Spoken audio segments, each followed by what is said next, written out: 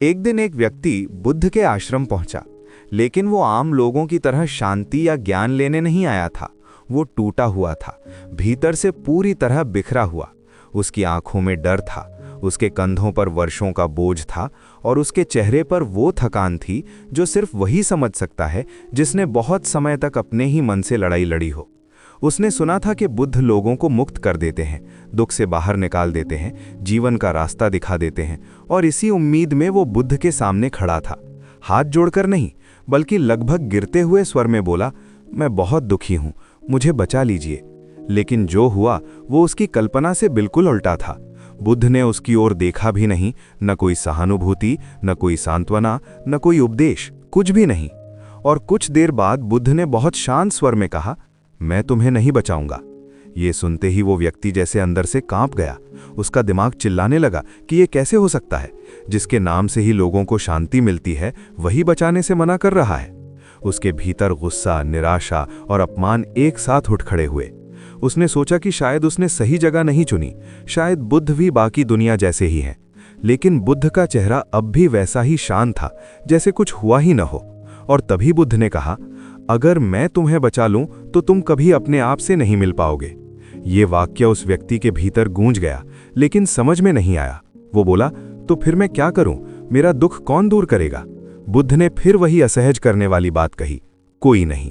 और यही वो क्षण था जहां ये कहानी बाकी सारी कहानियों से अलग हो जाती है, क्योंकि यहां बुद्ध ने सहारा देने के बजाय सहारे की आदत पर चोट की थी। उस व्यक्ति को पहली बार यह एहसास हुआ कि वो जितना दुखी है उससे ज्यादा वो बचाए जाने का आदी हो चुका है। हर दर्द के बाद किसी को ढूंढ लेना, हर टूटन के बाद किसी बाहरी सहारे की उम्मीद करना, और बुद्ध उसी आदत को तोड़ रहे थे, बिना हाथ लगाए, बिना समझाए, सिर्फ इनकार करके। वो व्यक्ति भीतर से टूट रहा था, क्योंकि अब उसके पास शिकायत करने के लिए भी कोई नहीं था।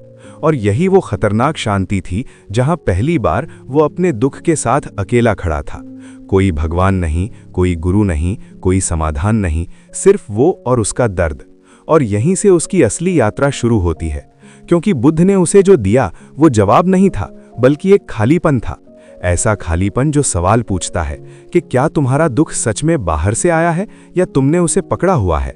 और जैसे जैसे वो व्यक्ति आश्रम से दूर गया, उसके कदम भारी थे, लेकिन मन में पहली बार एक नई हलचल थी। वो सोचने लगा कि अगर बुद्ध ने उसे बचा लिया होता तो वो हमेशा किसी और के सहारे जीता। लेकिन अब उसे खुद देखना था कि उसके भीतर क्या चल रहा है। और यही बुद्ध का सबसे खतरनाक उपदेश था, मदद न करके मनुष्य को स्वयं के सामने खड़ा कर देना। क्योंकि जब कोई तुम्हें नहीं बचाता, तभी तुम्हारे भीतर छुपी ताकत पहली बार सांस लेती है। आश्रम से निकलने के बाद वो व्यक्ति जितना दूर चलता गया, उसके भीतर उतना ही शोर बढ़ता गया।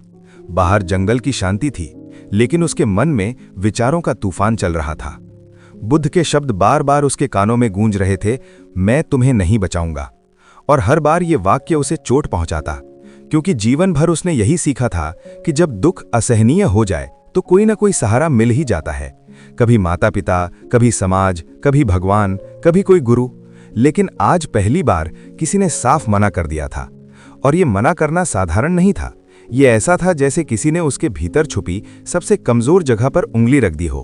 वो बैठ गया जमीन पर, अकेला, पहली बार अपने दुख के साथ, बिना किसी कहानी के, बिना किसी बहाने के। और तभी उसके भीतर एक अजीब सा सवाल उठा, अगर कोई मुझे बचाने नहीं आएगा तो क्या मैं सच में टूट जाऊंगा? ये सवाल डरावना था, क्योंकि इसका जवाब किसी किताब में नहीं था।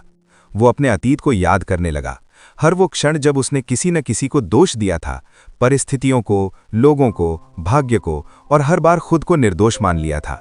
और धीरे धीरे उसे दिखने लगा कि उसका दुख सिर्फ घटनाओं से नहीं बना था, उसका दुख उस आदत से बना था जिसमें वो हर दर्द को पकड़कर बैठ जाता था, उसे अपनी पहचान बना लेता था। उसी रात वो फिर बुद्ध के आश्रम के पास लौटा, लेकिन इस बार वो बचाए जाने नहीं आया था, वो सवाल लेकर आया था। और बुद्ध अब भी वैसे ही बैठे थे, शांत, स्थिर, जैसे समय उन्हें छू नहीं सकता।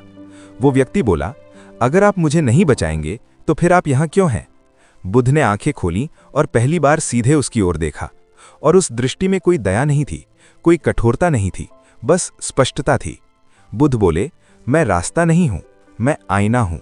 ये सुनकर व्यक्ति चुप हो गया, क्योंकि आईना वही दिखाता है जो सामने खड़ा होता है। और यही वो क्षण था जहां उसकी सारी उम्मीदें टूटने लगीं। उसने कहा, तो मेरा दुख? बुद्ध ने बहुत धीमे कहा, तुम्हारा दुख तुम्हारी पकड़ है।